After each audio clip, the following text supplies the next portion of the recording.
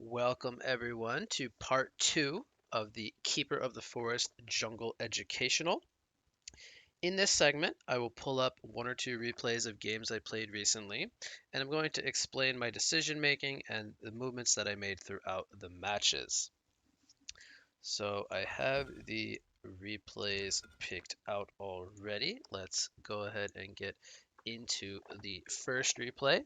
So these games were a little bit shorter um, than the replay that I analyzed in the last educational, but two two different matches. So we're gonna get some uh, good stuff to talk about here.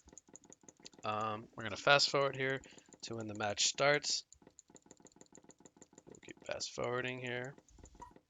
All the picks are done.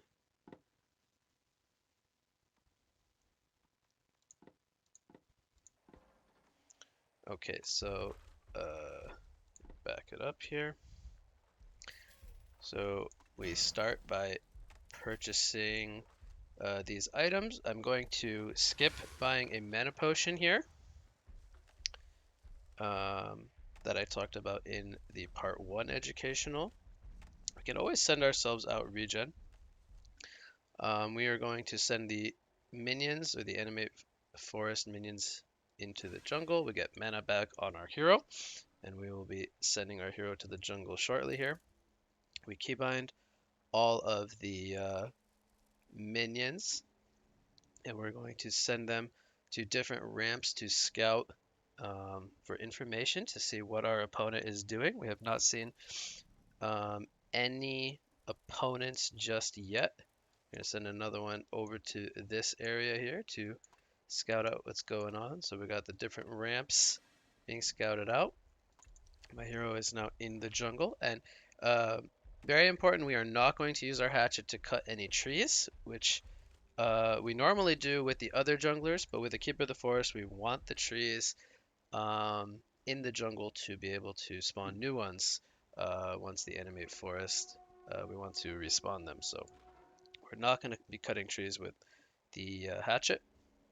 So we don't spot any enemies. They sat in the tower here. They never showed to us. So we know that nobody came into our jungle and blocked any camps. So even though we saved more than 100 gold, we will not need to buy any Wards of Revelation this game. We are going to start here on the medium camp, which is going to spawn very shortly. So we are going to go first with our hero to tank the damage here, make sure our animate trees do stay healthy. They are fairly squishy, so they do die relatively quickly. I want to utilize our blights at the start. Now we see that we scout the hard camp here. We see it's a vagabond leader, so we are not going to do the hard camp. Very important here. That is the hardest hard camp to do at the level 1. So we're going to stack the easy camp here. We're going to try to kill it outside and get it to respawn. So we get this primary camp here to aggro here, and now the secondary easy camp will aggro as well. We're going to focus down the creeps and try to make sure to keep our animate trees alive as long as possible. We see the other hard camp spawns a Vulture Lord, so we are going to go ahead and do that Vulture Lord camp. We want to be doing the hard camps and the mediums as much as possible.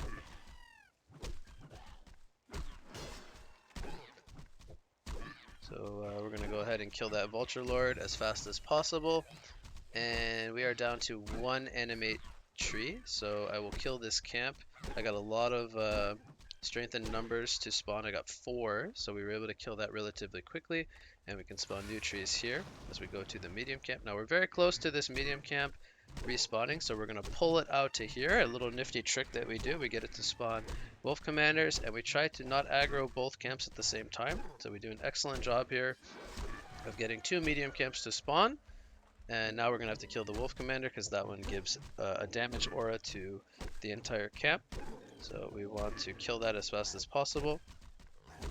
But we're going to get really close to level, we're going to actually hit level 4 here at the 222 mark.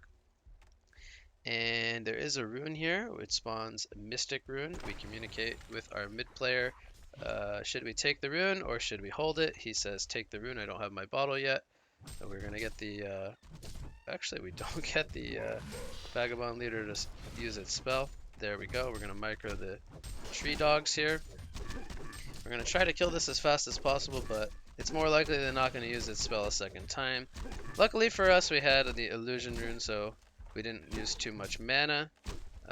We get mana cost reduction on our spell. We kill that just in time to respawn the camp, so we're gonna do another hard camp. So we're off to a great start here, despite the vagabond leader spawn and it killing our animated trees with 2 of the nukes.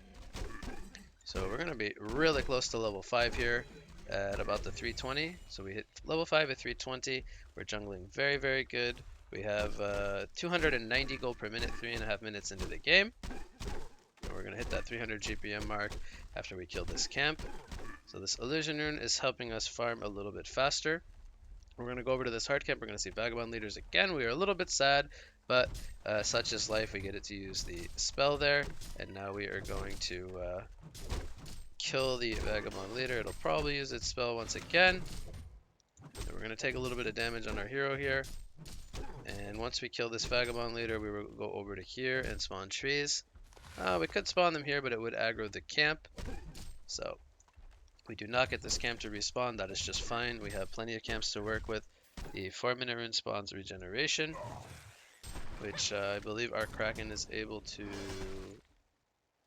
Oh, it looks like it'll be stolen by the Geomancer for the Wretched Hag. So unfortunately, we were not in a position to get the rune and help out our mid laner here. They do get the rune. We have vision of this happening, so we know what's going on. We are going to keep farming. We did the easy camp, now the medium, and we will go to the hard camp next. We get another vagabond leader spawn, so we got a lot of vagabonds this game. So we're going to showcase what is actually not the best jungle camp spawns. We're going to have to go over to here to spawn the trees. There are, we've used up a lot of the trees already so far this game. But we did get the level 6 before the 5-minute mark. I think it was around the 430, 440 mark. So we did hit level 6 at a pretty good timing. We're working towards our Ghost Marchers, which we talked about in the first educational. We started with Punch Dagger after Ring of the Teacher. We will always play Ring of the Teacher, then Punch Dagger, then Marchers, and we are on 400 gold, so we are almost at the Ghost Marchers. So we should get that by around the 530 mark. Once we kill this camp, we should have enough gold for a Punch Dagger. So again, we are farming 300 gold per minute. We're doing very, very well. We are almost level 7, which we should get that by around the 6-minute mark, or perhaps a little bit before. So we'll do more hard camps. So after I finish my jungle rotation here, we will most likely buy a health pot and a mana pot, and then we will go look to set up a gank somewhere at the level 7. I think I stack this.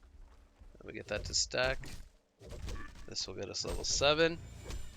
The rune was camped by Kraken this time. He did not opt to go for the bottom rune, so Wretched Hag will get the rune. So we didn't do an excellent job of camping the runes this game, but there I go ahead and send myself a health pot and a mana pot. Use the health pot. I'm getting ready to start setting up some ganks. So we actually see that Wretched Hag ported to the... We know that he ported to the top lane because we saw him go for the rune. So we know that he used his TP. So I say... and our team did a good job of getting a kill on him, although they did lose the Moon Queen. So I said to my mid laner, hey, let's push or pressure the mid tower, because we know he ported to the top lane and he died. He has to walk back to the mid lane to defend this. We know that they don't have a jungler, so there's no threat of them setting up a surprise gank. We know that the support is bottom, and we know that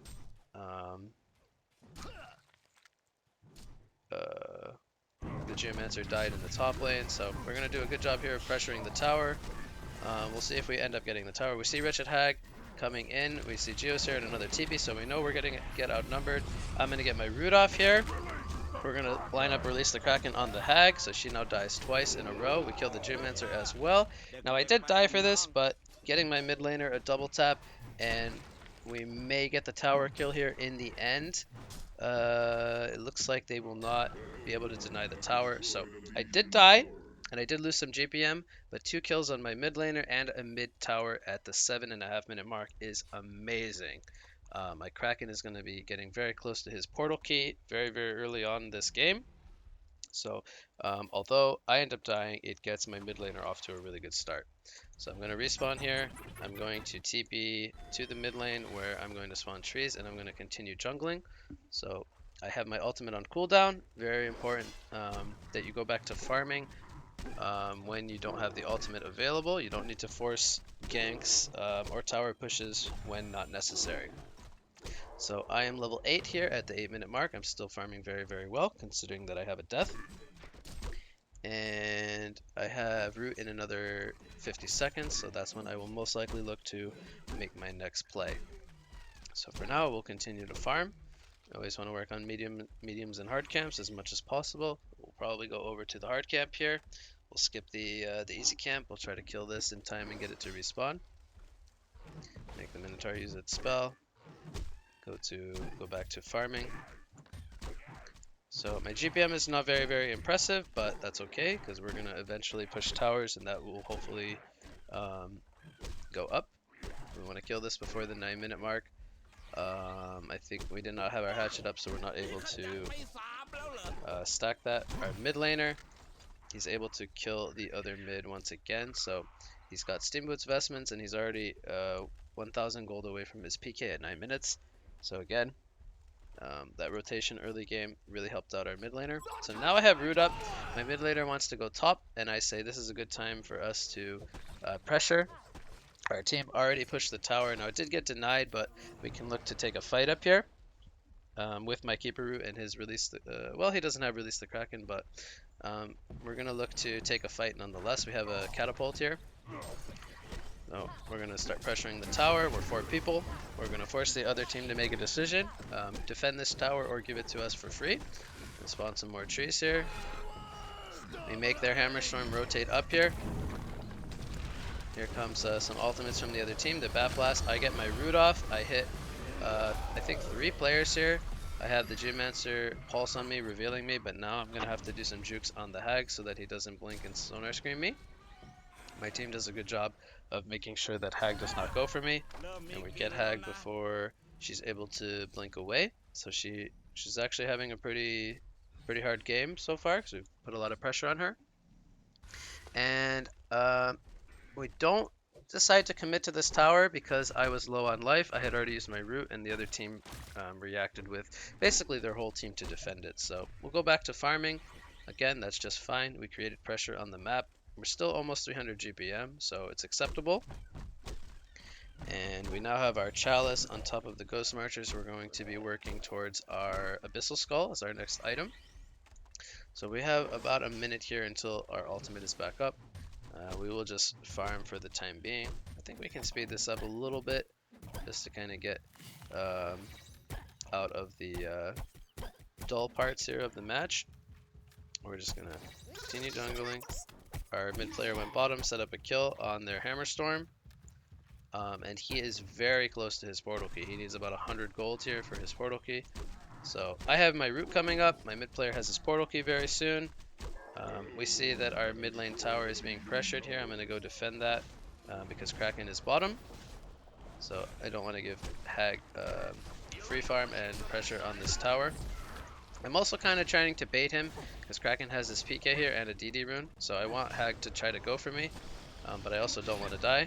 Kraken is unfortunately going to miss his charge here, but Hag also used his blink, so I know that he is vulnerable now. I get in range for the root, and we're going to set up another kill on the Hag. So I also armor the tower here because I talked about in part 1 the strengths of the Nature's Guidance. You're able to put that on towers, so our tower will have some extra armor here, and we'll start regenerating on HP. So I used my root, I defended a tower. I'm going to go back to jungling. I'm level 10 at 12 minutes, halfway to level 11. Again, our mid laner is doing very, very well. He sets up another kill on the enemy carry, the Hammerstorm. So both their mid and their carry are struggling this game.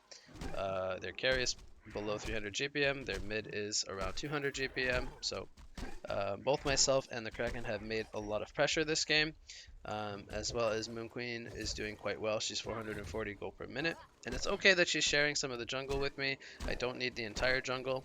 Got my Abyssal Skull now picked up, and I want to hit the level 11 mark before my next route comes up, so that I have another second on the duration of the route.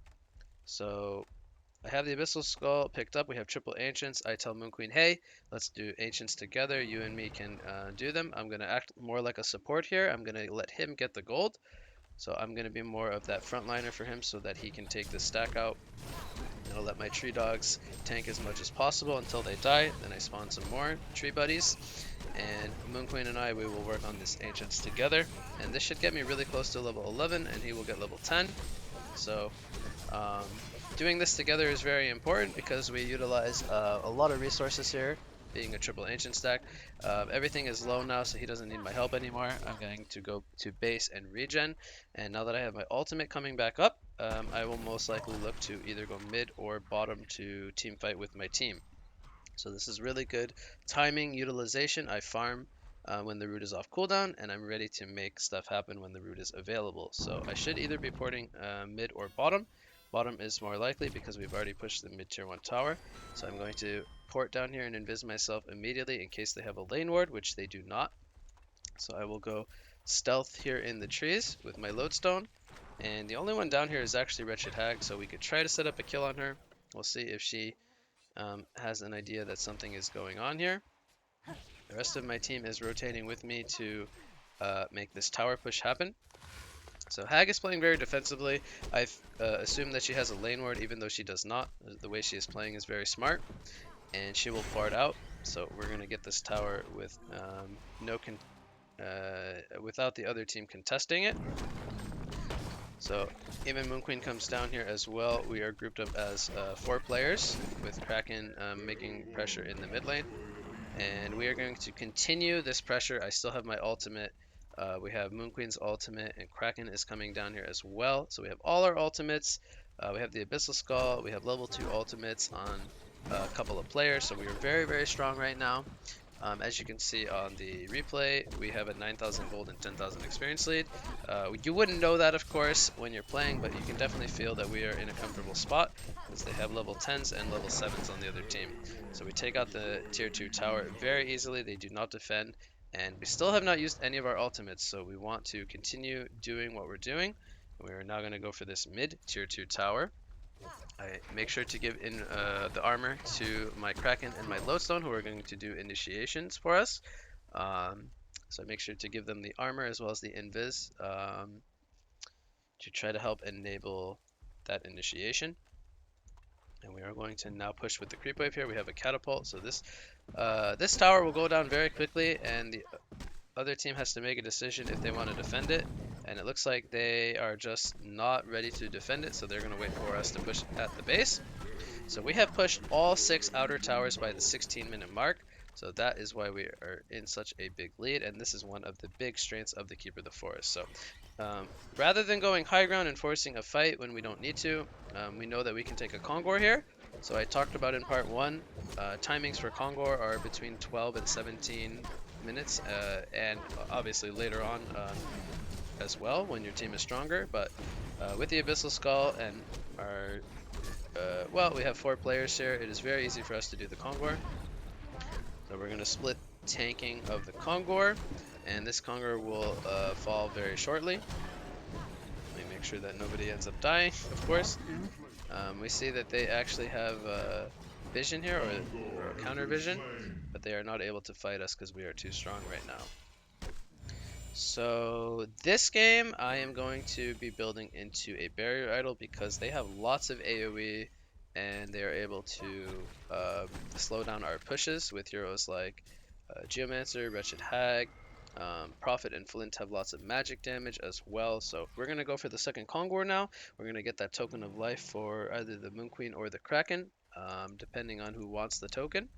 Moon Queen is honestly not very, very scary right now, so she might not be the best token candidate, but the Kraken, who is going to do initiations and may end up dying if he jumps into 5 players, he is a good candidate for the token. But yeah, I'm going to be going into a barrier idol this game. The idol will be very, very good for high ground pushing, which is our next step. So that's going to be the item build we go for this game.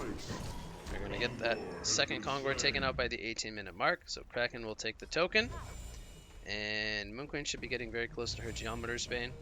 So we're getting close to a timing where we are more or less unstoppable. The other team is kind of sitting in their base a lot, but to be fair, they don't have the greatest vision, and they are at a big disadvantage in terms of golden XP. So you see Wretched Hag kind of farming. Very, very risky. She's in our jungle, but we obviously don't care about that.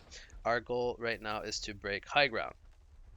So we still don't have the barrier idol on me. That's okay. We have a token. We can take a team fight here. So we're gonna put some pressure on the base here. Spawn new tree dogs and continue to work on pressuring the tower here. I make sure to give armor to everybody. You can see Moonqueen has armor. They're going to start the fight here. Kraken goes in the background. He's going to lose his token. Glowstone goes in. I root more or less everybody. I think it was about 3 players. And Moonqueen, she may end up dying here, so she overstepped a little bit. We did break the tower. The Raxes are exposed. And I think we're going to end up being forced back from this fight. So it is still very early to get a Rax, and it is very easy for the opposing team, despite being in such a large deficit, to hold back this push. So we actually lose 3 players, and we lost our token. So myself and the Kraken, we are the 2 who survived the team fight. But again, we're in such a comfortable spot. Kraken's going to go for a kill here, but he gets mana burned by the flint with the nullifier, so he's not able to finish off that Wretched Hag. So we will have to wait for everyone to respawn, and we'll most likely wait for ultimates to come back up before we go for a Rax push. We did break the tower, so we did get something out of this team fight. We did get a couple of kills. So I have my Shaman's Headdress picked up now, and we're getting very close to Barrier Idol. The recipe is 1250 gold, as well as the 350 for the trinket.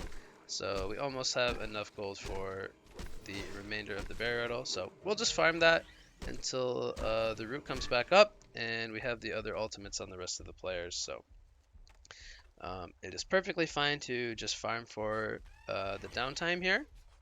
Try to farm this camp with my tree dogs and this creep wave with my hero. But again, my team is in a very comfortable spot here.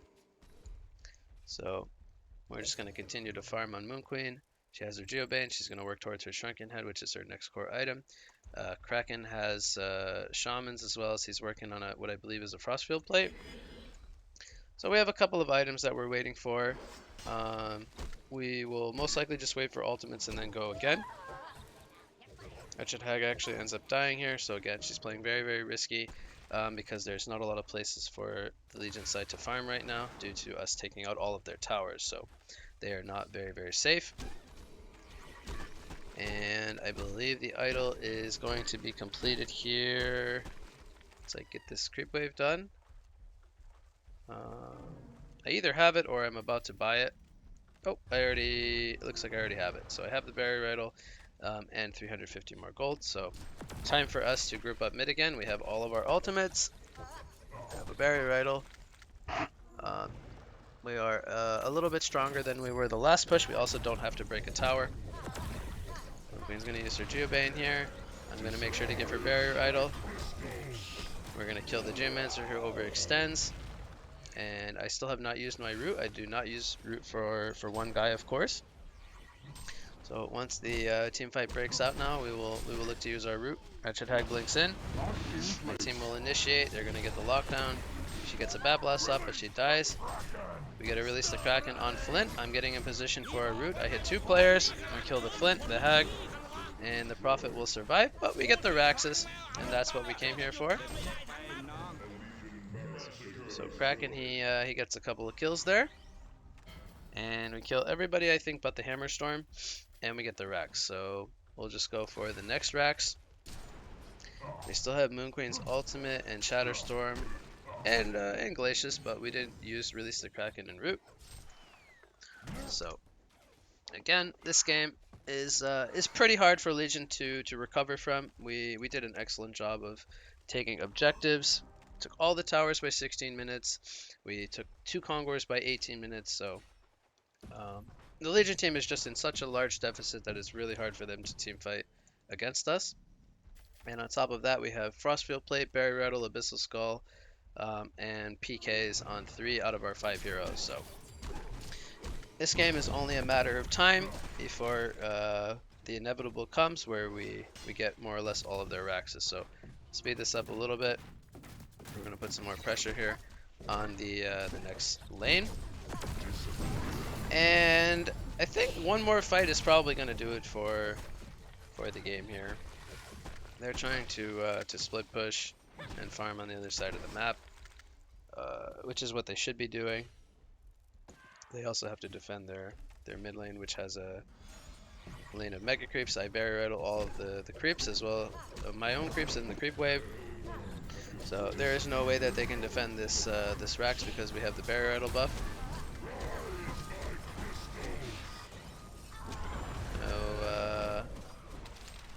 I think Glacius and Kraken went in and they killed the Flint. Bloodstone's gonna go in here. He's gonna get a Shatter Storm on the Prophet. They're gonna get the second kill, so the supports are dying, and we get the Rax without any resistance, and that should do it here for the first replay. As we are going to, I think we're just going to finish it the old-fashioned way, killing the shrine. So slowly but surely, the game will come to a conclusion, but this game is a good representation of the team fighting and head-on pushing style of item build that we talked about in the Part 1 educational, where we go into the Berry Rattle. So we have a team fight here, like by their base, but of course we're just ending the game by killing the World Tree. So we get a couple of kills, the World Tree is going to die, and that is going to do it for the first replay. So this was a 25-minute game, very, very quick.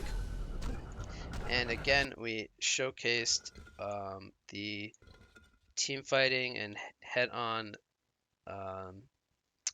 fighting build of the Berry Rattle. Our next item was going to be a Restoration Stone, so we would just continue this head-on brute force style of build.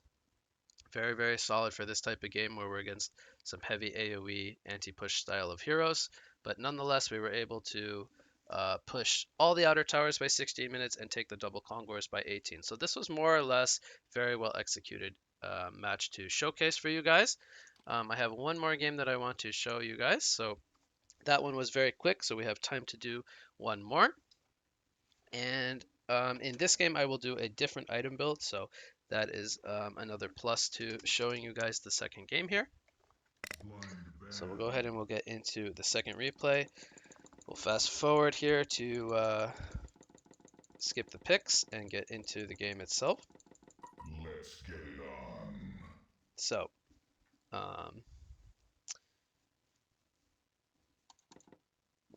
we'll get into the game here.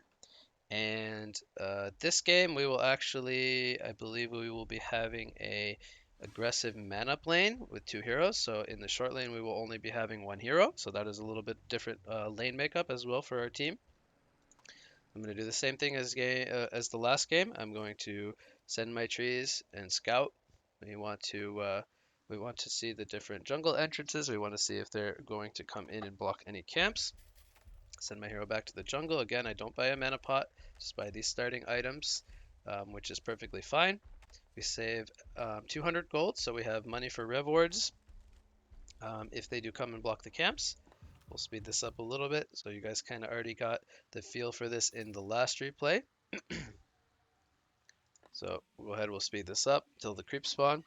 We see that nobody came into our jungle, so we know that none of the camps are going to be blocked here. Again, we're going to start on the medium camp. We'll wait for the creeps to spawn here, and then we will slow it down to 1x speed. Okay, so we're going to go ahead, go in first with our hero, tank the camp, and eat a tree. We see that this is Catman, so again, we are not going to do the hard camp here. we're going to be moving to the easy camp and stacking it. So unfortunately, in both replays here, we got the bad jungle spawns. We don't want to start with the Catmans or the Vagabond leaders as they are too difficult to do. We even get a second camp spawn of Catman, which we're going to see that here in a second. So we're pretty sad. We know that we're going to have to deal with some Catmans.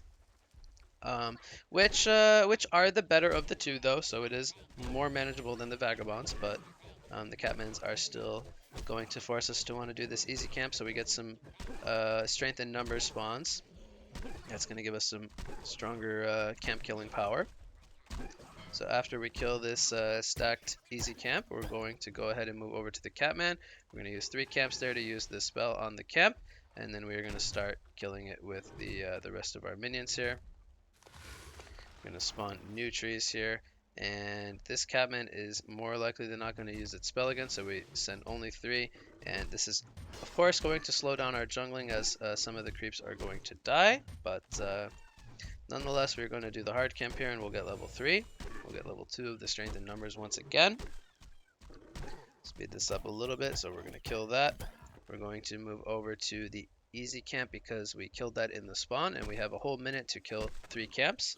So again, we want to avoid easy camps, but for the sake of the rotation, we know that we have a whole minute to work with here. So again, we'll go into the easy camp, then the medium camp, and we will try to camp the rune here once we finish up our way over. We have another Catman here. So I think instead of killing the Catman, I'm going to check the rune here, which is perfectly fine. I am level 4. I have Nature's Guidance now at the level 4. I see a haste rune here. And I see that Chipper is pushed up very far up in the lane. My short laner did end up dying. I believe he traded himself for a kill. We're going to spawn trees here. We're going to use the invis to get the root on him. And this Chipper has no way to escape us because we're hasted. So we're going to get a kill there. So this rotation showcases you guys when you get runes, you can make ganks happen even before the level 6 because you do have a disable with the root. So we made sure to wait for level 4 where we get the level 1 of the Nature's Guidance, and we're going to set up a kill there with the haste rune. So this helps out our Benzington a lot because he's 1 versus 2. And they're actually going to try to go for me here. Benzington tries to cancel the rampage charge, and they're going for different targets here. So the rampage, he could not kill me by himself. Benzington is going to do an excellent job of surviving. I'm going to try to prolong this fight for him to health pot and come in for some assistance. So he's got his joust up, and I put a lot of pressure here on both the Chipper and the Rampage, and I think I'm going to get a second kill here. So I actually get 2 kills before I even get my root, and this is because we're able to do excellent teamwork between me and the Benzington. So in the last game, I did not make any movement whatsoever before getting Ghost Marchers and having at least level 6. I think I was even level 7. This game, I'm only level 5, and I've already been involved in 2 kills and 1 assist with the help of Benzington for 2 of those. So we are already off to 360 gold per minute. We are the top GPM in the game, and we did not need to do it purely by farming. We were able to set up kills in the top lane in this game specifically. So we're going to get very close to level 6 here. We will now work on the Catman spawn. We send only 3 creeps in. Very important, we get it to use the camp, and we're on 1 tree, so we're going to respawn the trees here to have the 4 animate trees alive. I should know that there's a Merrick's rune here, and I think my mid laner, he gives up the rune to the other mid, so I tell him, hey, there's a Merrick's rune here you can get to refill your bottle with, so I do not take that rune. Very important. I'm going to stack this easy camp, I believe. Okay, it did not stack in time. I was either too slow or I messed it up, but that's just fine. We don't care too much about stacks with Keeper. We're, for the most part, want to be farming single camps, but easy camps are very easy to do stacked as well. So we have Ghost Marchers now, we have Root, and just like in the last replay, we are going to want to be starting to make movement around the map now that we have our Ghost Marchers and our level 6. So we have 2 options here. We can continue farming for more levels, or we can look to make plays happen wherever we see fit around the map. So for now, I'm going to keep jungling. We know that there's a rune coming up in 15 seconds, so I'll probably jungle and camp the rune, and we'll go from there. We're also working towards our chalice, which is our next item. So rather than farm this camp, I'm going to protect the rune. And it's going to spawn illusion rune, which I believe I'm going to give to Pharaoh. I'm just going to camp it until he's ready to come get it. So he's going to come get that rune. And I have choices now. I can either go top to set up kills, or I can go back to jungling. And it looks like for now I want to continue jungling. Our bottom lane is doing very, very well. They have 4 kills on Geomancer, 1 kill on Glacius, so they've killed bottom lane 5 times. So they've been very aggressive. They get another double tap on Geomancer. I think he's got multiple double taps this game. So our long lane is doing very well. Our Bensington, he is struggling, but he is now level 6, so he has the Nightfall. He even makes a rotation with our Pharaoh in the mid lane before hitting level 6. So because he's at a disadvantage in the top lane, he's making use of the other parts of the map. Now that I have Root, we can combo Nightfall and Root together. So I think we're going to do that here. I communicate with him I'm going to Root, and he Nightfalls in. We're going to get the kill most likely here on the Chipper. I'm going to try to survive for as long as possible. I use my Nature's Guidance to get another Root on the Rampage, and Pharaoh sends a rocket to top lane. So we're doing an excellent job as a team all around the map. And because I am low on HP, at least for now, I'm not going to look to push the tower. If I was full HP, I would be pushing this tower with Sir Bensington. So I'm going to farm for now, and I'm going to get some regen. I'm going to buy a health potion and most likely a mana potion here as well to get myself healthy again. And then I can look to rotate over and push the tower with Sir Bensington. So mid lane has got 3 kills. Our long lane has 6 kills total. And I have 203. I did lose some GPM, but again, that's okay because I'm more of a team fighting hero. They actually saw me and they charged me with a rampage, I believe, on this ward. I could back it up actually. It looks like rampage is charging me all the way from now, so they saw me on this ward. I did not know that, but I was making my way over for a tower push here. I'm going to buy my chalice here, and I'm going to give myself armor. I was looking to set up a gank here on the Chipper, but we'll see if we can get a kill at least in response. Looks like Bensington, he might actually end up dying here, so the Rampage and the Chipper set up some good kills on us. I'm going to fast forward here until I respawn. I have Root coming up in 20 seconds. I think I'm going to look to go back. I actually go bottom. I'm going to invis myself. I did this in the last game as well. This is a good timing to go to the long lane. We have our ultimate up in 10 seconds, and we can look to push the tower in the long lane because our mana dual lane is doing very, very well, as I pointed out a couple of times now. So I want to spawn trees here to keep this catapult alive. We want that for the push. We have a ward here. We know that nobody is here, so this is more or less going to be a very easy tower push. We're going to force the other team to try to defend this tower.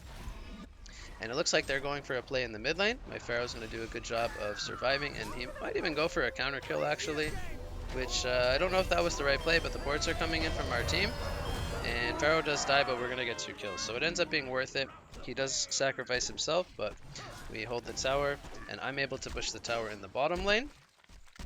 So I have, so now that my team rotated to the mid lane, I have a decision to make.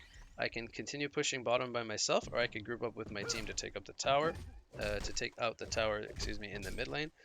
So at least for now, I'm going to jungle, but I think what ends up happening is I end up rotating with my team to help them push. Looks like I'm not going to do it just yet though. I'm going to continue farming. I get my Hungry Spirit there for my Abyssal Skull. Continue farming away resources away from their jungle. My team is fighting in the mid lane here without me. Again, we see them in the top lane, so they set up another kill on the Emerald Warden. And it looks like now I will be rotating over for that tier 1 tower push, which I said was a good idea to do. So I'm coming from behind here. I'm going to use my Root, I believe. It's not the best use of the Root, but we get the kill, and now it frees up the tower push.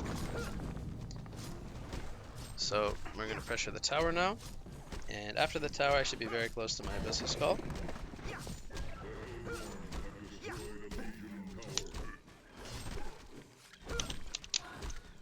So I'm sending the Abyssal Skull recipe now to myself.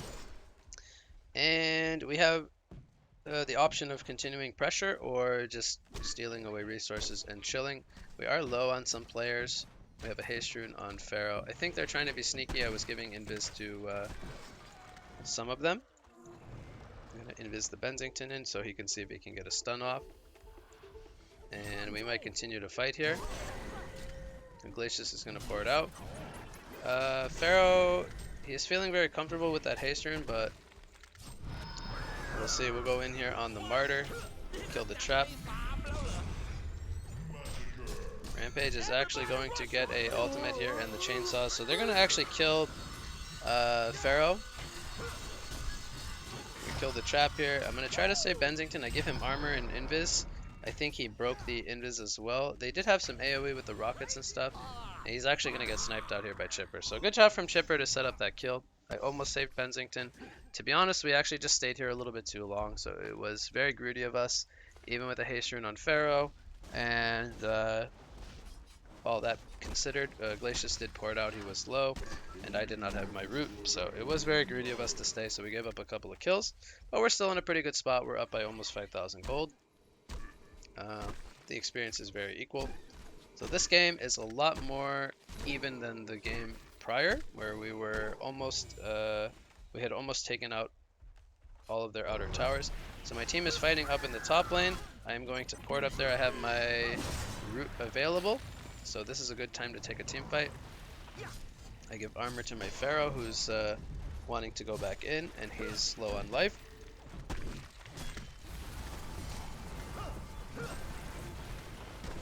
So they have an Amun-Ra here who is very tanky. I don't know if this is actually a good idea to take a fight here, but they put the chainsaws down. I'm going to get a root on a couple of players here. I don't know if we have the damage. I'm very low, so I'm not going to commit to a fight here.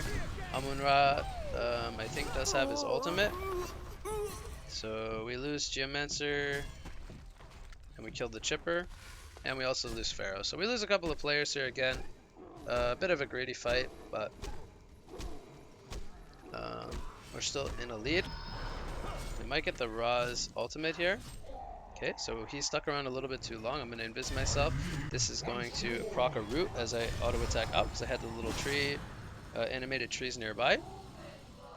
So we get the kill on their Ra, who is their farmer. And now we are able to push the tower with without much resistance from the other side. So Martyr, he comes here a little bit YOLO. He was not expecting to get dope, but he does. We get the tower and a Martyr kill. And I am farming 450 gold per minute, so although I haven't done a whole lot of farming, I only have 87 creep kills, which is not the most in the game by all means. I'm 319, so I made my presence felt around the map this game, and thus we have the highest GPM in the game. So at the 14-minute mark, we are only level 10. We're about to hit level 11. We're not the most impressive on experience, but it's a trade-off for the playstyle that we have showed this game. We're level 11 now at 14.5 minutes. And it looks like we will farm until we have our root back up. And this game, we are going to go for Staff of the Master. To be honest, I don't know if it was necessarily the correct item to go for, because normally you want to go for a staff when the game is very long. And this game, they do not have a hard carry per se. They have a Ra and an Emerald Warden who isn't getting the best farm. So we shouldn't be expecting a long game, but I'm going to go for a Staff of the Master because we're team fighting a lot. I also picked up the Mystic Vestments because they have a lot of magic damage between the Ra, the Chipper, and the Emerald Warden. And to be quite honest with you, I think it might have been better to have gone for a early Resto Stone this game. I don't think the Barrier Rattle would have been needed, but the Vestments is good enough. I'm going to TP top here to start Tower Medic up in the top lane, put the Nature's Guidance up on the tower and get it rejuvenated with armor. So I will probably need to do that again later, but at least for now we keep the tower from falling.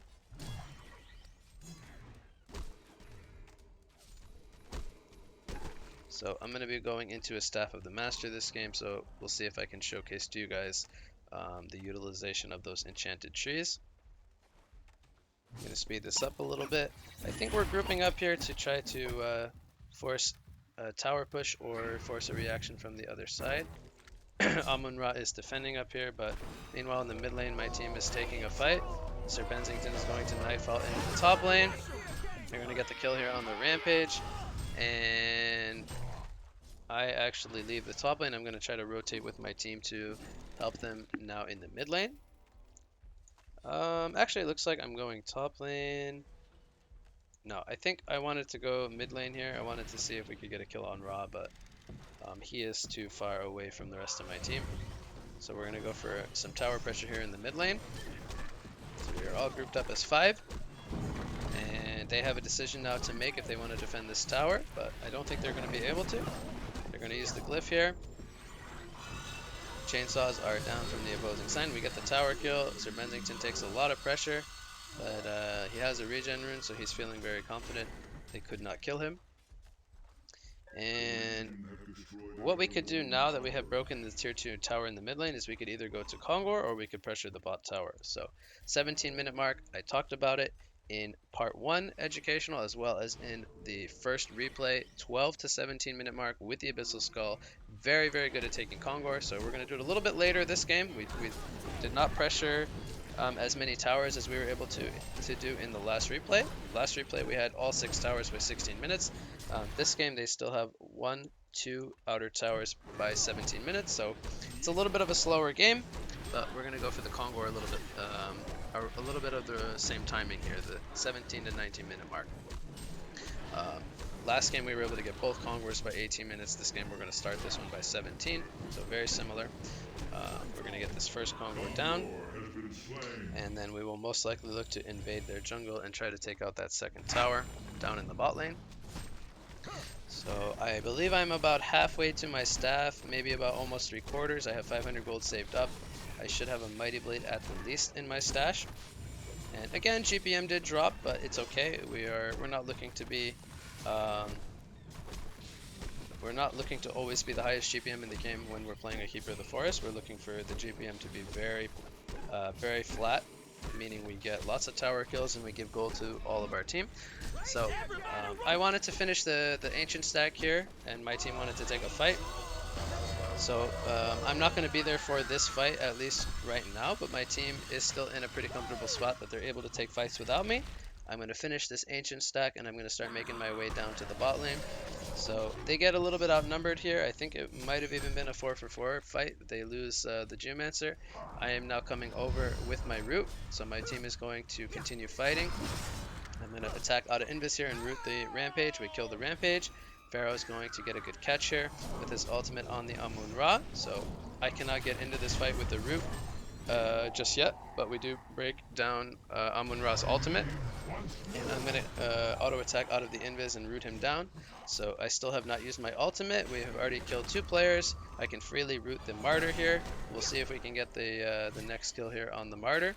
He's going to get low. He's going to pop out from the wings, and we are going to get another kill here with our Pharaoh. So we killed 3 players here, and I used my root on a solo Martyr, which is perfectly fine. My team is going to go to the mid lane, and they're going to get the kill on Chipper.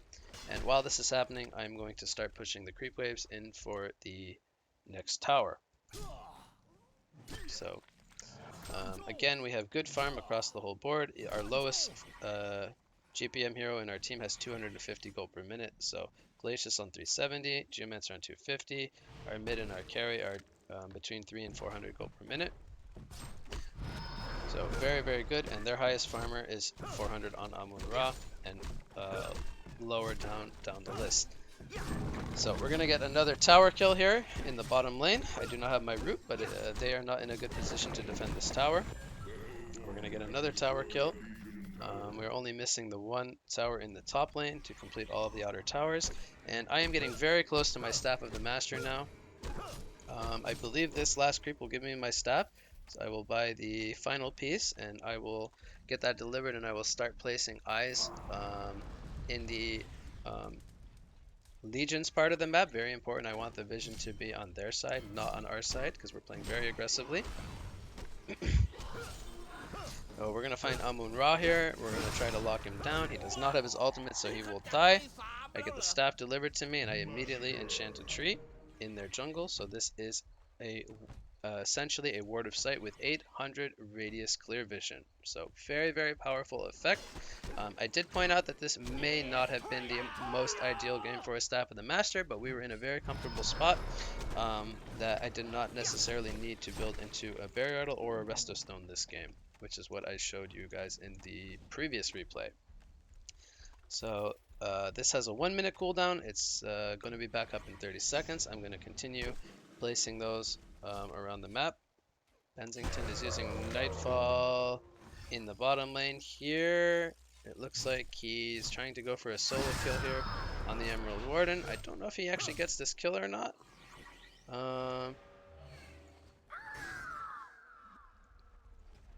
Rampage is going to start charging him. While this is going on, I'm pushing the top lane, and nobody is reacting to me, so I'm able to freely push this tower. My team is taking a fight down here in the bot lane, and it's perfectly fine that I'm not over there. I'm able to push the tower. I get another enchanted tree up in the top lane, so I can now see if they come to this part of the map.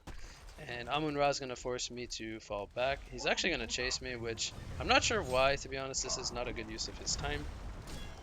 Because now that he has used his tablet and his stun, I can freely TP away from him, and he is not able to stop that teleport. So I push a tower up here, I get an enchanted tree down for vision, and I'm able to make Amun-Ra waste his time, and I'm able to survive. So now my team continues fighting across the map.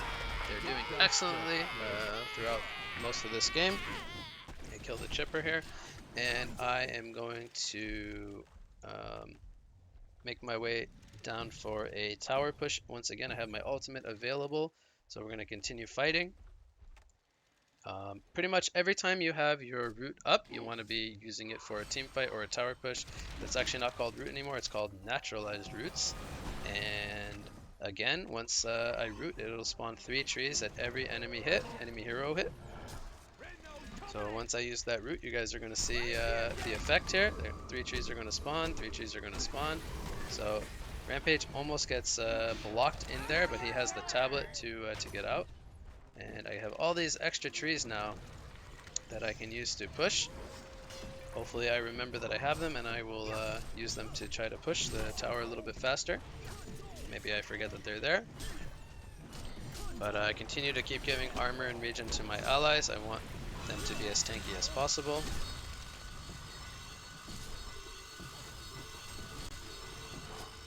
So they actually hold us from pushing. They have a decent amount of wave clear between Chainsaws and Ra. Meanwhile, up in the top lane, Sir Bensington kills Amun-Ra. He did not have his ulti anymore. And I'm going to continue to steal resources. I'm going to put more eyes around the map. This one actually gets broken by the tablet. So it's a good thing that I put a new one up here, because this one got destroyed. So they can destroy the trees, whether they know that they're there or not. And then the opposing team is going to concede here at, once again, around the 25-minute mark. So we were in a very, very comfortable spot here. 16,000 gold and 11,000 experience lead. We had a lot more items than them. So this game was looking very, very grim for the Legion side. So they decided to concede. So in this part 2, as I said earlier, we were able to explain to you guys the decisions we made throughout the game, as well as our movements and our thought process. So that was more of an informational segment on the Keeper of the Forest Jungle Educational. So if you enjoy this educational, once again, please remember to like the video and subscribe to the channel. I hope you guys did enjoy the educational, and I look forward to seeing you guys in the next one.